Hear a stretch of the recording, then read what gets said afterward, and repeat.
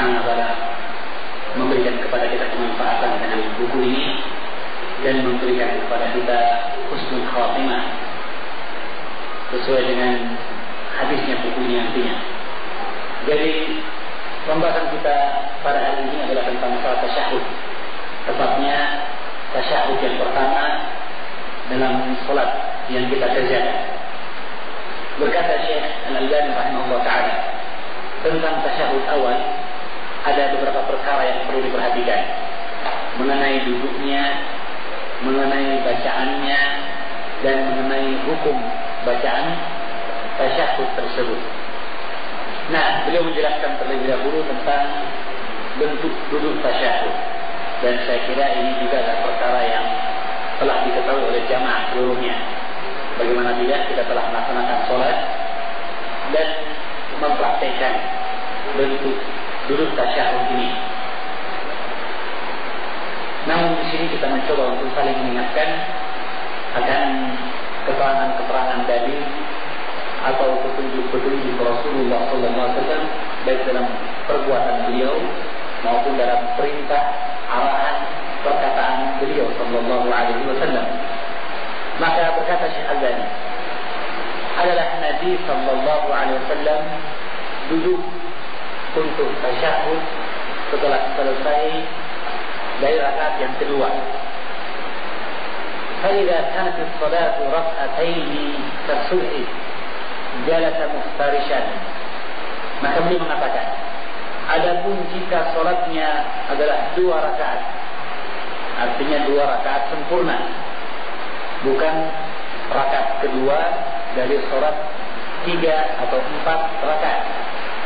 Jadi kata beliau, فإذا كانت الصلاة ركعتين كالصبح, jika sholat tersebut adalah 2 rakaat seperti sholat subuh, demikian pula sholat sunnah yang lain, qabliyah maupun ba'diyah, zuhur ataupun maghrib, isya dan fajar. Maka beliau mengatakan Rasulullah SAW jalasa muftarishan, maka dia duduk iftirash, duduk seperti duduk di antara dua sujud, yaitu dengan menghamparkan kaki kirinya dan duduk di atasnya, serta memancangkan telapak kaki kanannya. Ya, kama kana yajlisu baina sajdatain, sebagaimana beliau duduk di antara 2 sujud. Wa kadzalika yajlisu fi at-tasyahhud al-awwal min al-thulathiyah wa ar-rubaiyah. Demikian pula duduk beliau pada tasyahud yang pertama dari sholat 3 rakaat atau 4 rakaat. Jadi intinya di sini bahwa duduk Rasulullah adalah duduk istirahat kebanyakannya. Duduk istirahat, baik itu duduk pada sholat yang 2 rakaat sempurna atau tasyahud awal pada 3 rakaat 4 rakaat, atau sholat yang 3 rakaat atau sholat yang 4 rakaat. Kebanyakannya adalah duduk istirahat. Ya, beliau mengajukan atau mengisyaratkan kepada sebuah hadis dari riwayat Imam An-Nasa'i dengan sanad yang sahih, di mana disebutkan tentang sifat salat Rasulullah SAW. Faida jalasa birraqatan allati fihima at-taslim, maka jika dia duduk dalam 2 rakaat yang padanya ada salam, maka beliau kemudian menghamparkan kaki kirinya, duduk di atasnya dan memancangkan telapak kaki kanannya. Artinya sifat duduk istirahat. Ya, maka ini dalil yang dipakai oleh Syekh Al-Albani rahimahullah ta'ala, yang dengan ini beliau merojihkan pendapat Imam Ahmad. Karena ini adalah pendapat Imam Ahmad. Beliau mengatakan bahwa dalam sholat subuh atau sholat 2 rakaat, maka duduk yang dilakukan dalam tasyahud tersebut adalah duduk istirahat. Ya, mungkin kita pernah bingung sedikit masalah ini. Ini berbeda dengan pendapat Imam Syafi'i. Adapun Imam Syafi'i rahimahullah ta'ala, maka beliau mengatakan duduk pada sholat subuh atau sholat 2 rakaat adalah duduk tawarruk, seperti duduk pada tasyahud yang terakhir untuk sholat yang 3 rakaat dan 4 rakaat. Ya.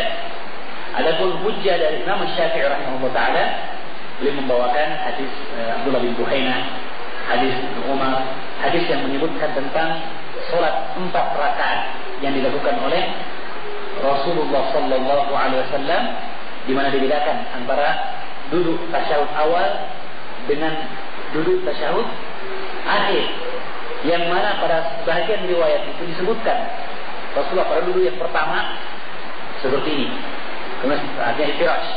Setelah itu pada rakaat yang terakhir yang kedua, yang di dalamnya ada salam, yang padanya ada salam, maka Rasulullah membentangkan kaki kirinya dan kemudian meletakkan panggulnya ke tanah dan menyelimpangkan kaki kiri itu di bawah kaki kanannya. Jadi duduk apa ini? Tawarruk. Kata Imam Syafi'i, penyebutan yang ada padanya salam ini menunjukkan bahwa setiap yang ada salamnya duduknya duduk tawarruk. Meskipun sebenarnya hadis ini tentang sholat 4 rakaat, artinya yang ada 2 tasyahudnya. Tapi kata beliau, ketika disebutkan yang padanya ada salam, berarti setiap sholat yang ada padanya salam, seperti sholat subuh misalnya, yang cuma 2 rakaat, tapi 2 rakaat ini ditutup dengan salam. Berarti kalau begitu sama dengan rakaat yang keempat atau tasyahud yang terakhir. Ini pendapat Imam Syafi'i rahimahullah taala. Dan beliau mengatakan bahwa riwayat yang dibawakan oleh Syekh Imam Ahmad rahimahullah taala tentang penyebutan secara khusus hanya 2 rakaat dalam sholat dengan duduk istirahat, itu kata beliau hadis yang terpotong. Wallahu a'lam bishawab. Ini 2 pendapat yang masyhur di kalangan para ulama. Ada pendapat yang lain, pendapat Imam Malik dan pendapat Imam Abu Hanifah. Imam Malik berpendapat bahwa pokoknya semua sholat yang utama duduknya adalah iftirash. Semua sholat. Adapun Abu Hanifah mengatakan yang utama dalam sholat adalah semua duduk-duduk tawarruk. Jadi kebalikan. Jadi kalau Imam Abu Hanifah, Imam Malik mengatakan sholat 2 rakaat subuh, sholat sunnah atau sholat maghrib, tasyahud awal maupun tasyahud akhir. Demikian pula sholat duhur, asar dan isya, tasyahud awal maupun tasyahud akhir. Hukum asalnya semua yang afdal adalah duduk iftirash. Sebaliknya dengan Imam Abu Hanifah, duduk yang afdal adalah duduk tawarruk, duduk sempurna. Dan tentu saja pendapat ini pendapat yang lemah tentu saja. Kedua pendapat terakhir ini pendapat yang lemah karena bertentangan dengan hadis yang tegas tentang dibedakannya duduk iftirash dan tawarruk pada sholat yang 4 rakaat dan 3 rakaat atau sholat yang memiliki 2 tasyahud. Jelas dibedakan dalam hadis-hadis yang sahih muttafaq alaih tentang duduknya, dibedakan duduknya. Jadi kalau disamakan berarti ini mengabaikan penjelasan Rasulullah sallallahu alaihi wasallam. Maka kalau begitu pendapat yang aqrabu ila shawab, yang paling dekat kepada kebenaran adalah 2 pendapat yang pertama. Pendapat Imam Ahmad atau Imam Syafi'i yang mereka mengatakan dibedakan antara rakaat pertama rakaat kedua dalam hal duduknya. Hanya mereka berdua berselisih paham seputar sholat yang hanya 2 rakaat. Sholat yang hanya 2 rakaat. Tentu saja jika terjadi hal yang seperti ini, maka kita mengatakan ini adalah permasalahan yang sifatnya khilafiyah ijtihadiyah. Ya, dan dalam hal seperti ini maka kita disyariatkan untuk mencari kebenaran dari kedua pendapat tersebut dengan mencoba mempertimbangkan dalil-dalil yang ada dan melihat perojihan atau pemilihan pendapat yang terkuat yang disebutkan oleh para ulama kita yang kemudian kita beramal dengannya. Adapun orang yang menyelisih kita dalam hal tersebut tidak boleh difasikkan atau dibid'ahkan, tetapi dalam bentuk diskusi ilmiah mengajak dia kepada pendapat yang kuat dan sebagainya adalah perkara yang dituntut dan disyariatkan. Oleh karena itu dalam perkara ini maka kita mengatakan apa yang disebutkan oleh Imam Ahmad dari hadis yang khusus dari riwayat An-Nasa'i ini itu lebih kuat, ya, karena apa dalam sebuah hadis Rasulullah Sallallahu Alaihi Wasallam bahwa tidak adanya pemotongan, ya. Dan tatkala ia menunjukkan solat 2 rakaat yang padanya salam dengan duduk istirahat, maka secara zahir ini menunjukkan bahwa dia solat 2 rakaat. Tidak boleh kita mengatakan bahwa ini hadis yang terpotong, kecuali kita punya bukti yang otentik, keterangan yang terang dan jelas. Adapun iddia, pengakuan bahwa ini kayaknya terputus, maka ini membutuhkan dalil tersendiri. Hukum asal bahwa dia ada hadis mustaqil, hadis bersendiri, yang dengan itu bahwa tentu saja kita kembali kepada yang paling kuat dasarnya. Karena Imam Asy-Syafi'i rahimahullah ta'ala mengembalikan kepada qiyas atau analogi. Kata beliau, salat subuh dikiaskan dengan salat 4 rakaat. Jadi duduknya tasyahud salat subuh yang 2 rakaat disamakan dengan duduk tasyahud akhir dalam salat isya misalnya. Mengapa? Karena dua-duanya ada salam. Ini analogi kan? Qiyas. Iya, menganalogikan, menyerupakan. Sementara Imam Ahmad berdalil dengan hadis bersendiri, yang tersendiri, yang terang dan jelas menyebutkan sifat salat Nabi Sallallahu Alaihi Wasallam yang 2 rakaat dengan salam yang duduknya duduk iftiras. Maka dia lebih terang, lebih jelas, ya. Dan seperti yang disebutkan oleh para ulama, seperti kata Imam Ahmad bin Hanbal, demikian pula Imam Ibnu Qayyim al-Jauziyah rahimahullah taala, bahwa al-qiyas itu penggunaannya kalmaita, seperti bangkai.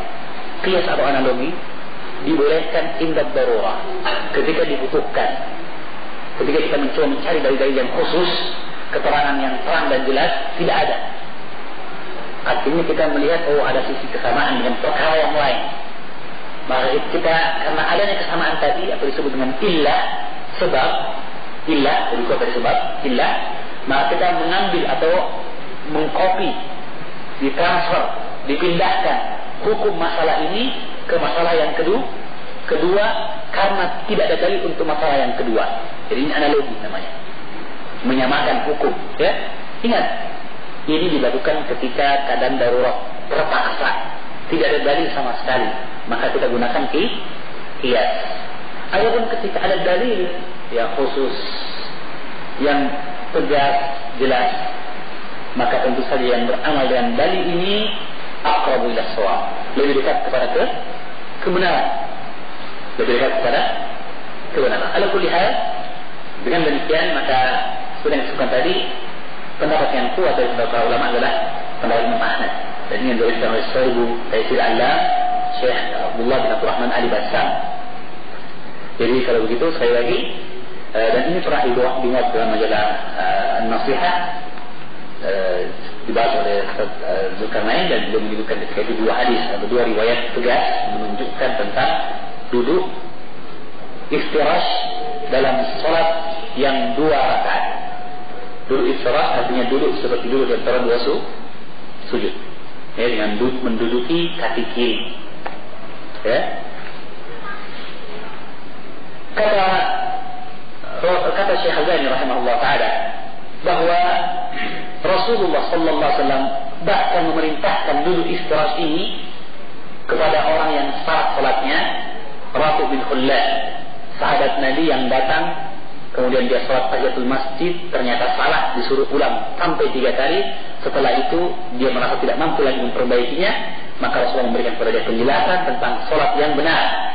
Nah, dalam penjelasan Rasulullah Sallallahu Alaihi Wasallam tersebut, beliau menyebutkan, merintahkan, hadisnya riwayat Rifa'ah bin Rafi', hadis riwayat dari sahabat Rifa'ah bin Rafi', riwayat Abu Dawud Al-Baihaqi, disebutkan oleh Syekh Al-Albani dalam Irwaul Ghalil nomor 337, kata Rasulullah dalam arahannya, فَإِذَا جَلَسْتَ فِي وَسَطِ الصَّلَاةِ maka jika engkau duduk di pertengahan solat, artinya kapan ini? Tasyahud awal. Isyaratnya kepada pertengahan solat, tasyahud awal. Fatma'inna, maka duduk tenanglah. Waftarish fakadakal yusra, dan waftarish, dan hamparkanlah fakadakal yusra, pahamu yang kiri, thumma tasyahhad, kemudian engkau bertasyahudlah. Jadi ada bentuk iftirash, dan kata iftirash itu diambil dari kata ini tadi, waftarish fakadakal yusra. Jadi dilipatkan paha yang kiri dan diduduki iftirash. Lain dengan menjulurkannya, imbisat, ya, dijulurkan ke samping, di bawah kaki kanan, ini tawarruk. Adapun dia dilipatkan dan diduduki, maka itu iftirash. Maka dalam hadis musii'u salatihi, sahih riwayat Abu Dawud dengan sanad yang sahih, jelas-jelas Rasul mengatakan, jika engkau duduk di pertengahan solat, waftaish fakadakal yusra, fatma'inna, duduk tenanglah, dan lipatkan, iftirashkan paha kirimu, wa tasyahhad, kemudian engkau bertasyahud. Berarti ini perintah. Jadi ini salah satu dalil yang dipakai oleh Imam Ahmad dan Syekh Al-Albani rahimahullah ta'ala. Wa qala Abu Hurairah, berkata Abu Hurairah pula, ini intinya ya, selesai masalah duduk,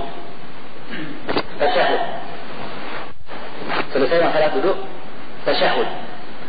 Kemudian Syekh Al-Albani rahimahullah ta'ala ketika selesai menerangkan tentang duduk yang benar, kemudian beliau ingatkan akan bentuk duduk yang salah yang dilarang oleh Rasulullah sallallahu alaihi wasallam. Maka beliau mengatakan, membawakan riwayat Abu Hurairah radhiyallahu ta'ala anhu, riwayat At-Tayalisi, Ahmad bin Abi Syaibah dalam musannafnya, di mana Abu Hurairah berkata, wa nahani khalili an iqa'i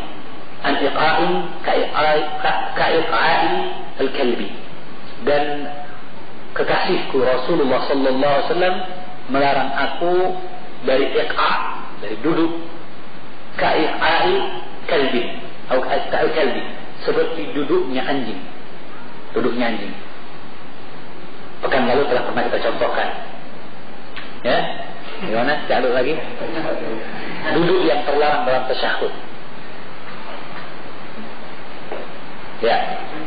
Jadi kaki dikeluarkan, kemudian panggul kita didudukkan di atas tanah, dan tangan diletakkan di tanah atau di lantai, di depan lutut. Jadi seperti anjing penunggu lah istilahnya, kasarnya begitu. Ya, anjing penunggu, ya, yang menunggu rumah atau apa lagi istirahat sambil menjulurkan lidahnya, ya. Maka seperti ini yang dilarang oleh Rasulullah SAW. Dan ini beda dengan iqa', duduk yang disebutkan oleh Abdullah bin Abbas, yang merupakan sunnah dalam duduk di antara dua sujud. Mesti diingat mungkin duduk di antara dua sujud yang disunnahkan dari riwayat Muslim. Contohnya, ya, duduk pada tumit, menancapkan kedua telapak kaki dengan jari jemari menghadap ke kiblat, dan duduk di atas tumit kayak yang tadi. Itu sunnah dalam riwayat Muslim. Ini sunnah. Iqa' juga namanya, tapi iqa' dalam duduk di antara dua sujud. Ini bukan terlarang, bahkan sunnah. Adapun yang tadi, dia adalah duduk yang terlarang, yang disebutkan oleh Rasulullah radhiyallahu anhu, ka'iqa'i kalbi. Ya, dalam riwayat Aisyah, riwayat Muslim dan Abu Wana, Aisyah mengatakan, wa kana yanha an uqdati syaitan, dan adalah Rasulullah melarang dari aqdah, dari tumitnya syaitan.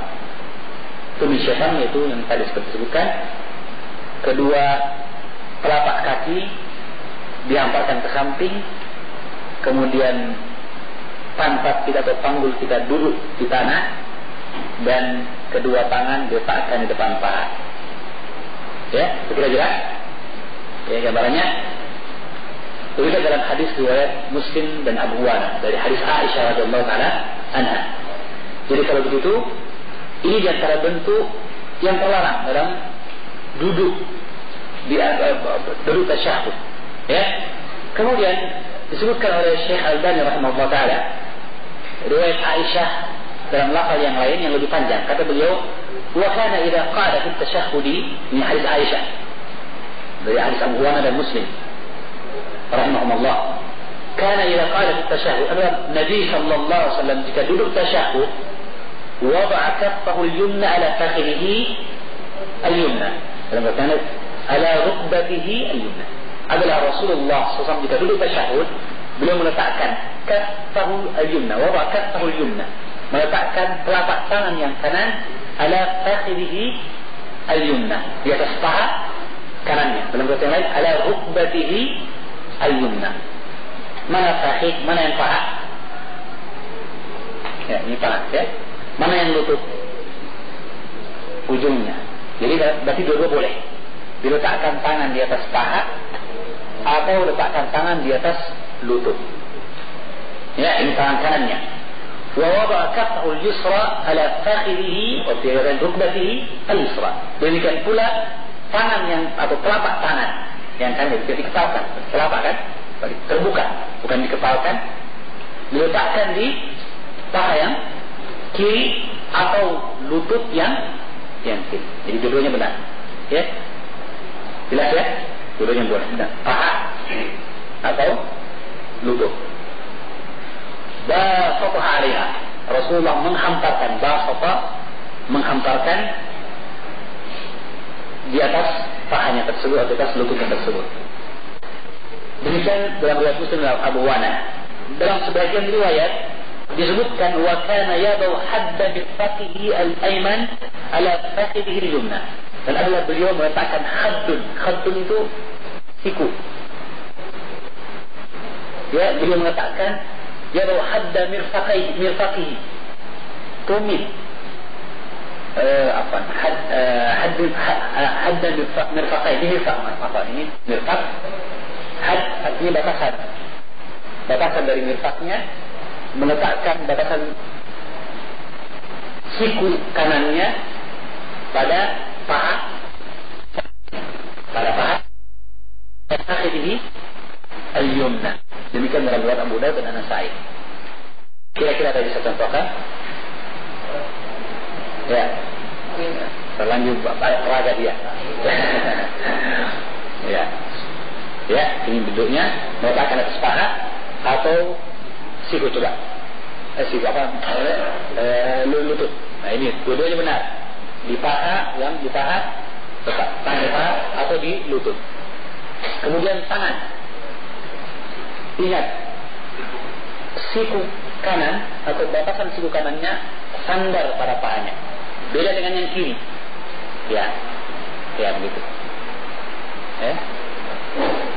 Kalau dicontohkan paha kanan atau lutut. Lihat bedakan antara tangan yang satu dan tangan yang lain. Bukan betul ya. Ini pasti barangan. Jadi bukan ini ya tapi ini bisa. Tapi kalau beda dengan yang kiri besar, yang kiri besar. Ya terus.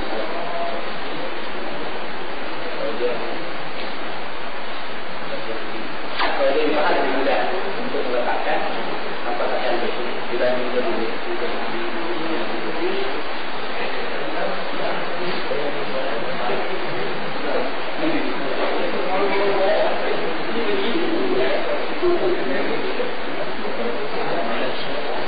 kira-kira jelas ya gambarannya? Alhamdulillah. Demikian dalam riwayat An-Nasa'i dan Abu Dawud dengan sanad yang sahih pula. Kemudian kata Syekh Al-Albani rahimahullah taala, dan adalah Rasulullah melihat seseorang yang duduk dengan bersandar pada tangan kirinya, ala yadil yusra dalam salat. Maka Rasulullah melarangnya, menegurnya dan mengatakan innaha salatu Yahudi. Sesungguhnya dia salatnya orang Yahudi. Dalam riwayat yang lain dia mengatakan la tajlisu hakada, la tajlis hakada. Innama hadhihi sifatul ladina yu'adzabuna. Janganlah engkau duduk seperti ini. Ini duduk orang yang diadab. Dalam riwayat yang lain al-maghdubi alaihim. Duduk orang yang dimurkai oleh Allah itu Yahudi. Duduk dengan bersandar pada tangan kirinya, ya. Dan bersandar ini bisa berarti meletakkan tangan di luar, ya, atau bersandar dengan pahanya di atas masuk. Jadi, ya, atau jadi sandar. Nah, kita harusnya bertekan. Yang penting orang mungkin selalu mungkin juga tidak. Yang penting dia lebar, ya. Jangan berpesan. Adapun ini letakkan. Ini had. Wahwa had dari faqih. Katakan dari birfaq. Jadi kita tahu apa dengan tanah juga. Dia.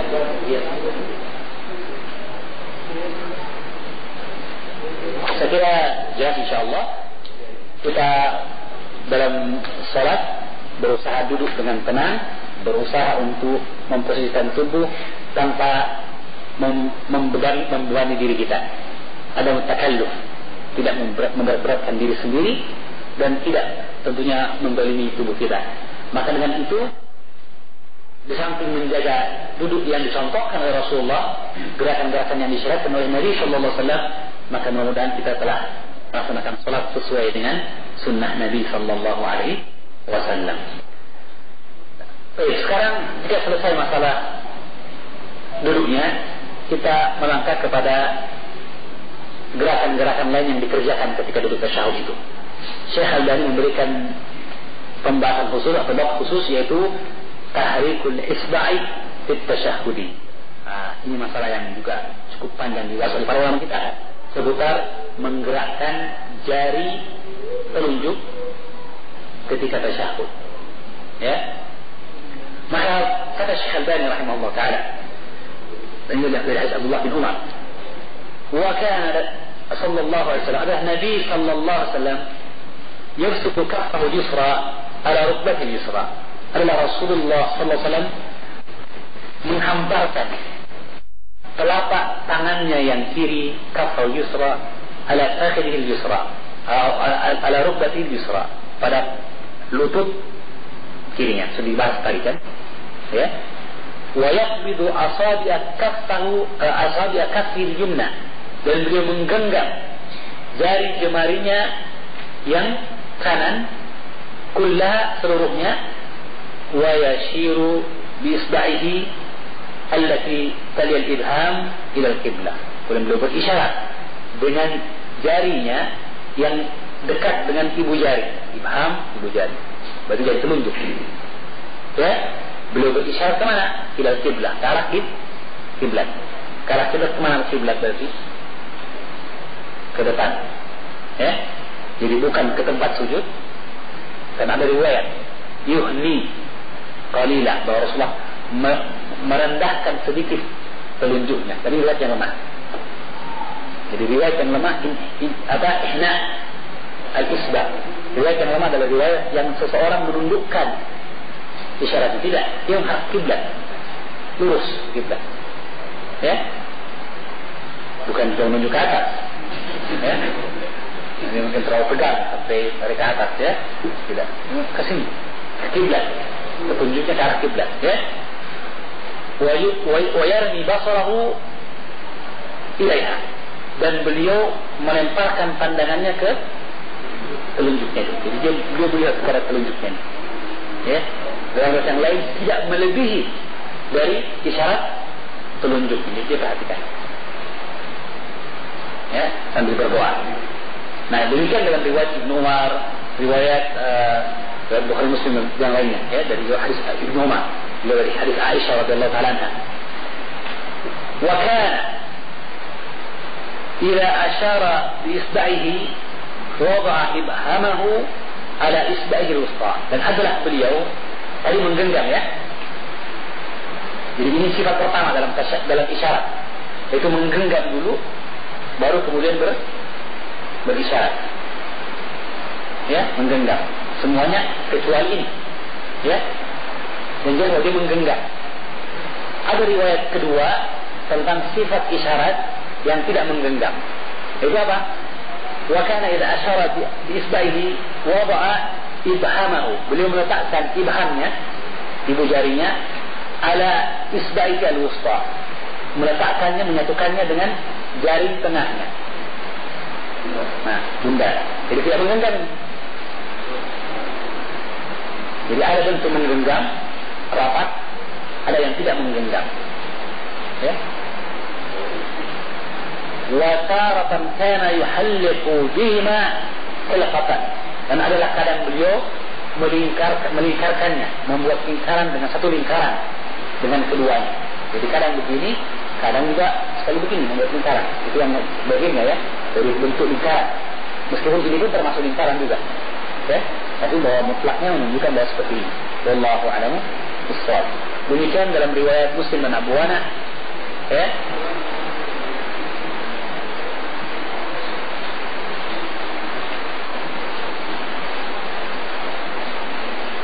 Kemudian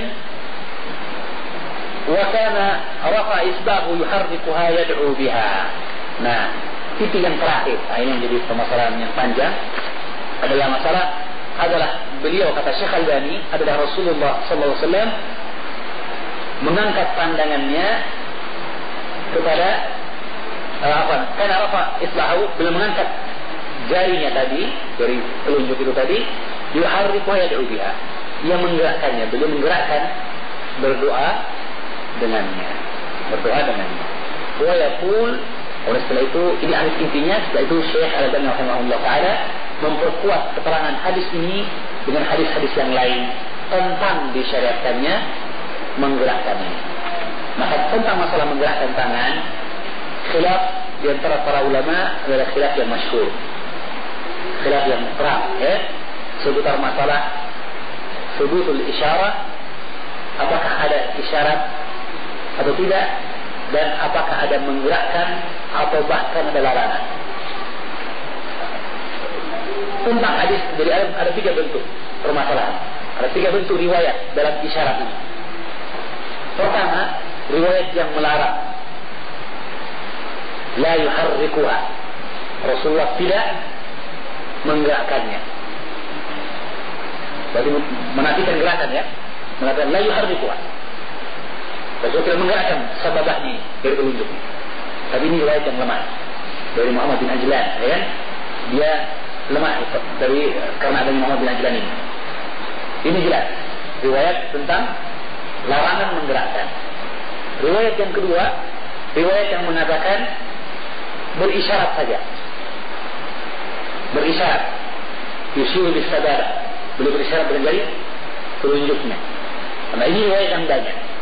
Riwayat dari Wa'il bin Hujr, hadis Ibnu Umar, hadis Aisyah dan sebagainya, seputar sifat Rasulullah, maka semuanya hanya menyebutkan isyarat. Yang ketiga, bentuk yang ketiga, riwayat yang ketiga adalah mengatakan isyarat, yusyiru bis sababa, wa yuharrikuha yad'u biha. Adanya pernyataan bahwa juga digerakkan dan berdoa ketika itu. Maka ini sifat yang ketiga. Yang pertama tadi tidak menggerakkan, ya, ini lemah. Riwayat yang kedua atau bentuk yang kedua adalah sekedar isyarat saja. Jadi ini riwayat yang banyak, ya. Riwayat yang ketiga, riwayat yang mengatakan menggerakkan. Nah, riwayat yang menggerakkan inilah yang dipakai oleh Syekh Al-Albani rahimahullah ta'ala, yang dia diriwayatkan hanya dari satu jalan atau satu sahabat, satu hadis, yaitu hadis Wa'il bin Hujr. Tapi itu pun bukan dari semua jalan hadis Wa'il bin Hujr, tapi dari satu tarik saja, yaitu Zaidah bin Qudamah dari Asim bin Kulayb, dari Kulayb bapaknya dari Wa'il bin Hujr. Maka riwayat hanya dari Zaidah bin Qudamah, seorang perawi yang meriwayatkan adanya bentuk isyarat dan menggerakkan. Ingat rantainya, Zaidah bin Qudamah mendengarkan dari gurunya Asim bin Kulayb.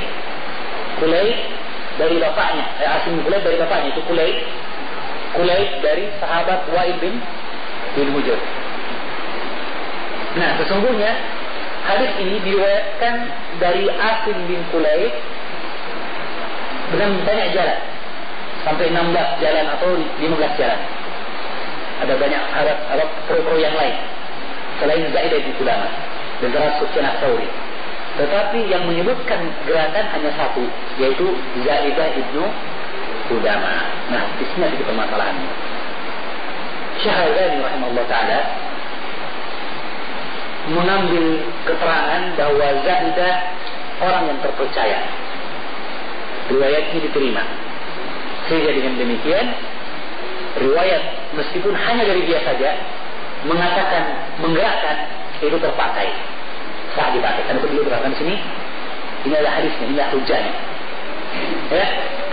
Sementara sebagian ulama yang lain memandang bahwa meskipun Zaidah perawi yang terpercaya, makbul riwayat ini diterima, bisa dijadikan hujah, tapi mereka mengatakan ini hukum asal suatu riwayat tidaklah hanya dilihat pada permasalahan terpercaya tidaknya. Sebuah hadis dikatakan sahih jika terpenuhi 5 syarat. 5 syarat dalam sebuah kategori yang harus dimiliki oleh sebuah hadis yang sahih. Jadi pertama, perawinya adil, ya, bahwa dia seorang yang thiqah, terpercaya, ya, dan adil. Adlun dhabitun, adlun dhabit. Jadi bahwa dia adil, tidak terkenal suka berbuat bid'ah, ya, atau perkara-perkara yang bertentangan dengan muruah, kehormatan dan budi pekerti yang mulia dalam Islam. Yang kedua, dhabit, itu bahwa dia cermat dalam menyampaikan riwayat. Jika ia menyampaikan dari hafalannya, lurus, tidak ada yang terlupa. Jika dari catatannya bersih, tidak ada perubahan dari catatannya itu, maka disebut dia dhabit, cermat dalam meriwayatkan. Ini 2 syarat yang mungkin terpenuhi untuk hadis Zaidah bin Qudamah. Tetapi ada 3 kategori lain yang harus diperhatikan, yaitu yang ketiga, ittisalul isnad, bersambungnya sanad, yaitu masing-masing perawi mendengarkan hadis itu dari gurunya, dari orang yang di atasnya. Nah, ini juga terpenuhi di sini. Yang keempat, syarat yang keempat, kategori yang keempat adalah min ghairi syudzin wala illah, bahwa hadisnya tidak ada dalam bentuk syadz, ganjil, dan mu'allal atau berpenyakit, yaitu penyakit yang merusakkan hadis tersebut. Maka dalam hal ini 2 syarat ini yang dikatakan oleh sebagian ulama yang lain tidak terpenuhi. Kenapa? Karena syadz, keganjilan, adalah bentuk seorang perawi yang terpercaya, yang bagus hafalannya mungkin, adil, orang yang adil, lurus agamanya, tapi kemudian ia menyebutkan riwayat yang bertentangan dengan riwayat orang yang lebih kuat hafalannya dari dirinya, atau orang yang lebih banyak darinya. Dalam definisi Ibnu Hajar mengatakan mukhalaf riwayat syadz adalah ila khulil al-arjah farajal mahfuz wa mukhalaf syadz. Dia mengatakan bahwa inti daripada syadz adalah riwayat seseorang yang menyelisihi apa yang lebih rajih, lebih kuat riwayatnya dari dia, baik lebih kuat dari sisi sifatnya, dia lebih kuat hafalannya, lebih cermat, atau dari segi jumlah.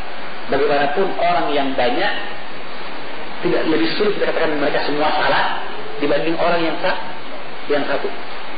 5 orang berdebat dengan 1 orang misalnya. 5 ini mengatakan guru saya bilang begini, 1 orang mengatakan tidak, guru saya tidak bilang begitu. Mana yang kita lebih pakai?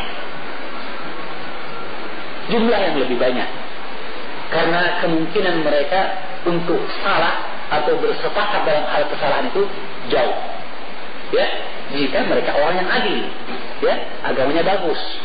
Adapun kalau pesawat hasil agamanya, ya, 1 juta orang pun mungkin bersepakat bohong semua, ya.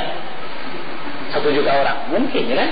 Kalau agamanya tidak beres atau hafalannya tidak cermat.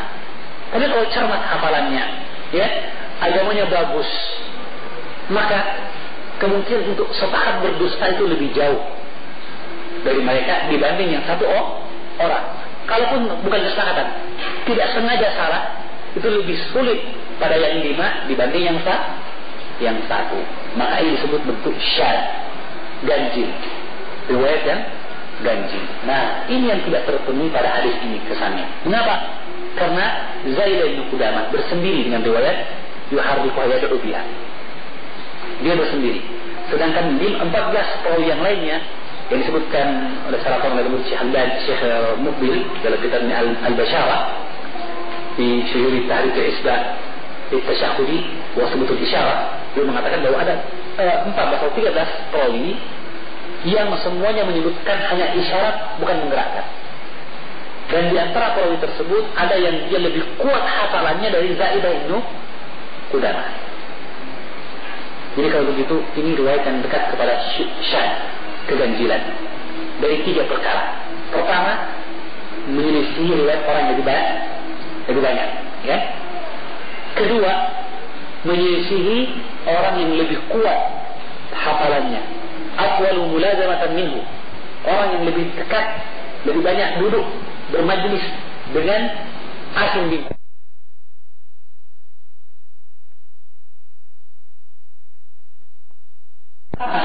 karena dia lebih lama belajar, lebih lama, lebih sering dia lihat gurunya begini, guru saya kalau sholat begini, atau dia sampaikan pada hadis seperti ini, maka lebih dipakai ini. Maka dalam hal ini lebih kuat yang Sufyan dibanding Zaid bin Qudamah. Sisi kedua. Sisi yang ketiga, Zaid bin Qudamah telah disebutkan oleh para ulama adanya bentuk kesalahan, meskipun dia orang yang thiqah, diterima oleh, tapi dia terbukti memiliki beberapa kesalahan dalam menghafal atau menyebutkan hadis Rasulullah Sallallahu Alaihi Wasallam, menyebutkan sebuah sifat yang ternyata bertentangan dengan sifat yang disebutkan oleh orang-orang lainnya, terbukti, dan itu pun diakui oleh Syekh Al-Albani rahimahullah ta'ala. Jadi dari 3 sifat ini, kemungkinan salah pada Zaidah lebih besar dibanding kekeliruan pada 13 orang atau 14 orang tersebut. Wallahu a'lam bishawab. Nah, jika ini dibahas, jika ini selesai, maka sebenarnya membahas masalah berikutnya itu sifatnya tambahan. Yaitu apa? Syekh Al-Albani mengatakan dalam Tamamul Minnah, taruhlah kita katakan itu syad, ganjil, tapi keganjilan pada sebuah riwayat itu disyaratkan padanya ada bentuk mukhalafah, pertentangan katanya. Suatu riwayat hanya dikatakan ganjil jika bertentangan dengan riwayat orang yang lebih banyak. Itu kata Syekh Al-Albani. Nah, sekarang beliau mengatakan dalam riwayat ini tidak terbukti adanya pertentangan. Mengapa kata beliau? Karena riwayat yang banyak mengatakan isyarat, berisyarat, artinya menunjuk, ya. Sedangkan riwayat yang satu tadi mengatakan menggerakkan. Kata beliau, menggerakkan pasti menunjuk juga, kan? Ya, pikirkan itu beliau mengatakan tidak ada pertentangan di sini. Yang mengatakan isyarat itu bukan berarti tidak boleh menggerakkan.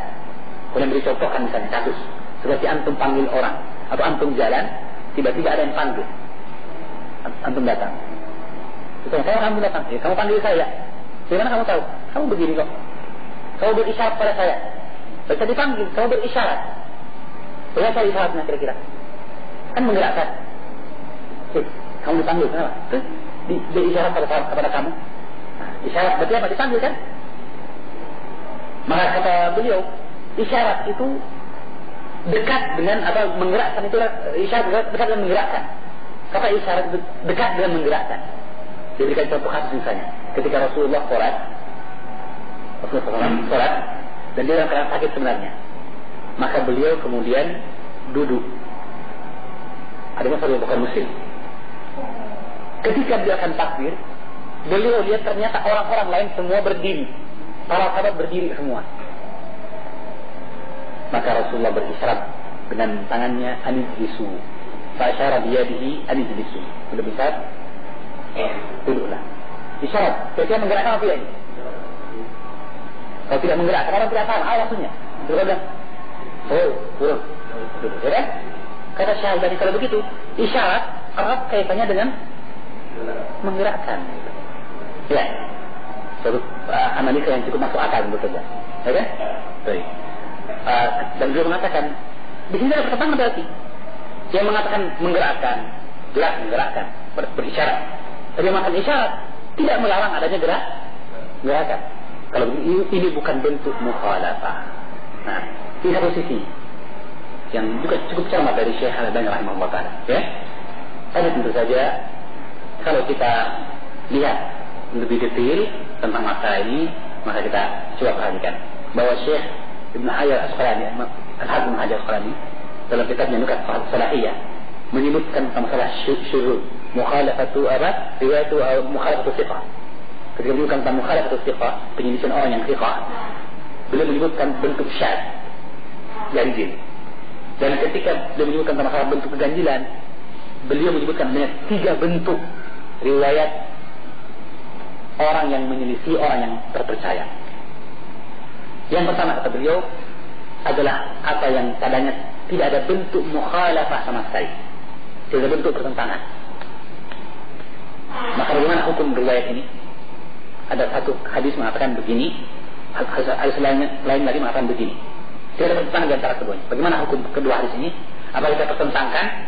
Kita pilih satu-satu atau kita amalkan keduanya? Ya, kita amalkan keduanya. Karena ada pertentangan. Masing-masing ada pertentangan. Contohnya misalnya masalah iqra, duduk, iqra. Sebuah hadis melarang pada tasyahud akhir, ya. Sebuah hadis lagi dari Ibnu Abbas menunjukkan bahwa dia disunnahkan pada duduk di antara 2 sujud. Adakah pertentangan di sana? Kelihatan semesta lalu kayak bertentangan. Tapi ternyata masing-masing beda. Yang dilarang itu pada tasyahud akhir atau tasyahud, dan yang membolehkan pada duduk di antara 2 sujud. Maka amalkan keduanya, selesai. Ya, tidak bertentangan sama sekali. Itu satu bentuk. Bentuk yang kedua, riwayat yang saling bertentangan. Seperti tadi, menggerakkan, dilarang menggerakkan. Seperti tadi, yuharrikuha yad'u dia atau la yuharrikuha. Tidak menggerakkan sama sekali. Itu bertentangan. Ya.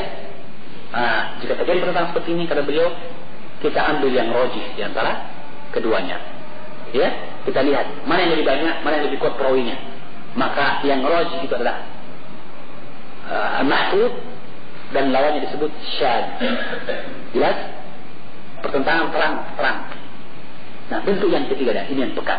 Kata beliau adalah bentuk yang kelihatannya tidak ada pertentangan, tapi pada hakikatnya ada pertentangan. Yang dia mungkin bersatu dalam satu gambaran, tapi bertentang dalam bentuk yang lebih rinci. Dalam bentuk nau'nya kelihatan sama, tapi dalam jenis yang praktek langsungnya ternyata berbeda. Bentuk ketiga ini yang kata beliau, ini adalah maudhi ijtihad, tempat para ulama berijtihad. Mana yang lebih dekat kepada kebenaran, itulah yang lebih kuat. Dan masing-masing berijtihad dalam hal ini, ya, tergantung sisi mana yang dia lihat lebih dekat. Nah, itu sekarang bertanya, kira-kira menggerakkan dengan tidak menggerakkan tadi, isyarat saja, atau menggerakkan tadi, kira-kira masuk dalam kategori pertama, tidak bertentangan sama sekali, betul seperti kata Syekh Al-Albani ini, atau kategori kedua yang saling bertentangan, atau jangan-jangan malah kategori yang ketiga. Dari perkataan Syekh Al-Albani, beliau mengatakan masuk kategori yang pertama, tidak bertentangan sama sekali. Karena kata beliau, menggerakkan pasti berisyarat, tapi dan isyarat sendiri tidak mengingkari adanya gerakan. Ya, itu kesan beliau. Sehingga beliau mengatakan bahwa ini tidak bertentangan. Wallahu a'lam bishawab. Kalau kita perhatikan lebih cermat, ternyata kategori yang ketiga lebih dekat. Kelihatannya sama, betul memang. Bahwa setiap menggerakkan pasti isyarat. Ya, dan bahwa namanya isyarat tidak berarti melarang gerakan. Tapi ingat, bagaimanapun menggerakkan itu adalah isyarat dan tambahannya itu gerakan. Ya enggak? Kata isyarat, ya, yang tergambar adalah isyarat. Mungkin ada gerakan, mungkin tidak. Ya, mungkin ada gerakan, mungkin tidak. Seperti saya kemarin cari-cari rumahnya Pak Soleh gitu. Akhirnya saya tanya orang, dia tunjuk di sana. Dia berisyarat ke sana. Kira-kira berisyaratnya pakai gerakan? Kan tidak, di sana. Isyarat kan? Artinya tidak pakai menggerakkan ya. Intinya namanya isyarat. Sekedar isyarat bisa menggerakkan, bisa tidak menggerakkan. Adapun menggerakkan makna zaid, makna yang lebih dari sekedar isyarat. Nah, dalam hal ini berarti bagaimanapun ada bentuk pertentangan yang tipis. Karena seorang yang menggerakkan pasti berisyarat, ya? Tapi yang berisyarat belum tentu menggerakkan. Untuk mengatakan menggerakkan membutuhkan tambahan keterangan. Nah, di sini berarti ada bentuk dari penentangan. Memang tidak mesti menafikan gerakan, tapi bagaimanapun dia adalah bentuk yang zahir dari riwayat isyarat. Adapun bahwa butuh gerakan atau tidak tergantung dari makna yang terkandung, maqulul makna atau tidak. Seperti tadi, suruh duduk. Maka suruh duduk dalam gambaran akal sehat kita berarti pasti menggerakkan dari atas ke bawah. Suruh maju, pasti menggerakkan. Karena menunjukkan saya pindah. Terus saya, Pak, di mana tempat saya? Sana, bangku yang sana. Ya? Tidak perlu menggerakkan. Ya kan? Di mana jalan? Di mana rumahnya? Sana. Ya kan? Maka bagaimanapun menggerakkan atau tidak disesuaikan dengan qarinah yang ada. Dan dalam hal salat seperti ini kita kembali kepada masalah zahirnya riwayat. Jika dia isyarat berarti menunjukkan isyarat yang sekedar menunjuk. Untuk mengatakan adanya tambahan gerakan maka tergantung dari makna yang dikandungnya, yang diwakilkannya. Seperti tadi misalnya anijlisu, silakan duduk. Maka ada makul makna bahwa ada gerakan di situ. Seperti juga tadi masalah apa? Masalah yang tadi kita contohkan dari bentuk menggerakkan, memanggil misalnya, memanggil. Berarti dia mendekat. Maka bentuk-bentuk yang adalah ini ya. Bila misalnya tadi Bapak bicara pada seseorang, siapa yang dimaksud Pak? Yang itu. Ya. Maka itu akan ada bentuk gerakan di dalamnya. Sehingga dengan demikian Allah alam bisawab, sekali lagi dia masuk pada kategori yang ketiga. Kategori yang secara sepintas lalu mungkin memang tampak tidak ada pertentangan. Tapi jika kita lebih teliti, dia memiliki satu kesamaan atau ada kelaziman di antara keduanya, tapi ada kelebihan satu pihak dibanding yang lainnya. Nah, bagaimanapun kelebihan tambahan ini adalah bentuk pertentangan dengan yang tidak menambah. Nah, di sisi ini yang jadi permasalahan. Oleh kata itu, wallahu a'lam bishawab, kita mengatakan memang ini adalah masalah ijtihad di antara para ulama kita dan kita wajib menghormati para ulama kita. Tetapi dalam hati demikian kita merujuk ke riwayat yang tidak menggerakkan. Karena ihtimal kemungkinan untuk kegajian riwayat tersebut lebih dekat dari tiga sisi yang kita sebutkan tadi. Sisi yang pertama menyelisih riwayat 13 orang murid Asim bin Kulayb. Asim bin Kulayb murid. 13 murid mengatakan hanya isyarat, yang lainnya mengatakan, Zaidah mengatakan menggerakkan. Jadi 1 lawan 13. Sisi pertama. Sisi kedua bahwa Zaidah bin Qudamah riwayat tadi menyelisih riwayat yang lebih kuat dalam hal hafalan, kecermatan dibanding dirinya dan lebih kuat mulazamahnya kepada Asim bin Kulayb. Sisi yang ketiga adalah bahwa Asim bin Kulayb Zaidah bin Qudamah telah diakui akan adanya bentuk kesalahan dalam sebagian riwayat dia. Dalam sebagian riwayat dia tentang sifat salat Rasulullah sallallahu alaihi wasallam, bukan tentang sifat yang lain, sifat salat. bukan sifat zakat ya, sifat sholat. Jadi itu disebutkan syahadat dalam tamamnya sendiri tentang kesalahan Asim Zaid bin Qudamah. Kalau begitu orang yang telah terbukti 2 kali salah misalnya, lebih mudah untuk kita katakan salah lagi di satu kasus dibanding menyalahkan 13 orang. Enggak? Ya, seperti dalam kaidah setelah tahu adillah, jika terjadi pertentangan antara dalil A, dalil B, seperti misalnya masalah perintah sholat tahiyatul masjid, ya kan? Sedangkan ada juga larangan untuk sholat pada 3 waktu yang terlarang. Nah, kalau ada orang masuk pas waktu sebelum duhur masuk ke masjid, atau setelah sholat asar masuk ke masjid, apakah dia tahiyatul masjid atau tidak?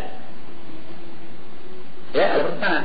Satu sisi ada perintah, jangan duduk sampai sholat 2 rakaat dulu. Sampai sebagai ulama berpendapat itu hukumnya fardu ain, bahwa hukum tahiyatul masjid fardu ain. Ini satu riwayat Imam Ahmad. Ya. Tapi dari sisi yang lain ada larangan sholat di waktu yang terlarang, biasanya setelah sholat asar sampai terbenamnya matahari. Nah, mana yang kita dahulukan? Nah, dalam kaidah seperti ini ada istilahnya ta'arud adillah, pertentangan antara dalil. Maka kita lihat mana dalil yang umum. Perintah sholat tahiyatul masjid ini umum pada waktu kapan saja, kan begitu. Sementara perintah larangan sholat pada 3 waktu yang terlarang ini juga umum dari sisi sholat apa saja. Mungkin dalam yang sholat tahiyatul masjid, mungkin hanya sholat-sholat tertentu saja. Ya, maka terjadilah pertentangan antara 2 dalil yang umum. Seandainya ada papan tulis mungkin kita gambarkan. Maka kalau begitu dalam hal seperti ini kita menggunakan istilah hadis tahiyatul masjid umum dari sisi waktu kapan saja, ya kan? Yang penting sholat 2 rakaat sebelum duduk. Hadis yang kedua larangan sholat tadi umum dari sisi sholatnya, sholat apa saja, ya kan? Adapun waktunya khusus, itu khusus pada 3 waktu yang terlarang. Maka dalam hal ini kita tabrakkan atau kita lawankan keumuman yang ada. Nah, sekarang kita lihat mana yang lebih konsisten, yang lebih tegas, istiqomah dengan keumumannya. Ya, dengan dalam istilah usul fikih katanya, mana yang al-am al-mahfuz, hadis yang kelihatannya umum tapi ternyata ada pengecualian di dalamnya, dengan hadis yang umum dan tetap dalam keumumannya, tidak ada sanggahan di dalamnya. Nah, larangan sholat pada 3 waktu tersebut kita lihat ternyata pernah ada kejadian Rasulullah sholat setelah sholat asar. Iya nggak? Hadis Ummu Salamah. Rasulullah sholat setelah sholat asar. Sampai Ummu Salamah kirim seorang anak kecil tanya Nabi, Rasulullah, orang kita sholat pada setelah sholat asar, kok dia sholat? Maka kata Rasulullah, saya sebenarnya mengqadha sholat ba'diyah duhur karena ada tamu waktu Abdul Qais. Jelas ya? Baik. Kemudian sholat qabliyah fajar. Ingat, yang terlarang adalah setelah sholat subuh sampai terbitnya matahari. Ternyata Rasulullah pernah sholat pada 2 orang yang sudah sholat subuh di rumahnya atau di tempat yang lain. Maka dia datang, lihat orang sholat, dia duduk saja di masjid. Ya, duduk saja kan? Maka setelah Rasulullah sholat, beliau menegur dan mengatakan, Ma manakum an tusalli ma'ana? Mengapa kalian tidak sholat bersama kami? Kata mereka, kamu sudah sholat di rumah. Enggak. Jika kamu dengarkan jamaah, maka hendaklah kau gabung dengan jamaah tersebut, sholat. Dan jadi kerja sholat sunnah. Kalau dia sholat wajib, baru sholat sunnah setelah sholat subuh kan? Mungkin untuk Rasulullah belum sholat subuh, karena sementara sholat subuh kan? Tadi orang tadi kan sudah sholat di rumahnya, dan tetap dia ikut kepada jamaah sholat sunnah. Kalau dia sudah sholat subuh di rumahnya. Ya, kejadian yang lain Rasulullah menegur. Riwayat Bayhaqi, ada seorang sahabat setelah sholat bersama Rasulullah sholat subuh, kemudian ternyata dia belum sholat qabliyah fajar, maka dia berdiri lagi. Maka Rasulullah tegur, as-subhu arba'ah, apakah sholat subuh 4 rakaat? Sholat subuh 4 rakaat? Seolah dia tidak senang dengan hal itu. Tapi kemudian setelah sholat selalu menanyakan bahwa tadi ada sholat mengganti sholat qabliyah fajarnya, maka Rasulullah diamkan. Jadi dibolehkan kan?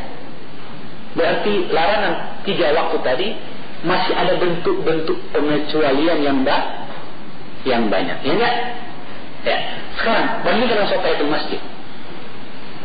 Di antara bentuk yang terlarang sholat adalah ketika matahari di tengah langit. Kan dilarang. Matahari di tengah bumi, di langit tidak boleh sholat. Waktu yang terlarang kan? Tapi ternyata Rasulullah SAW mensyariatkan apa yang disebut dengan sholat intidharul imam, sholat menunggu imam. Kalau sholat hari Jumat, ya enggak? Pada hari Jumat ada perintah untuk sholat intidharul imam, kemudian dia sunnah menunggu imam. Yang kita tahu waktu Jumat menurut pendapat yang rajih adalah mulai jam 11 sampai habisnya waktu zuhur. Itu sholat Jumat.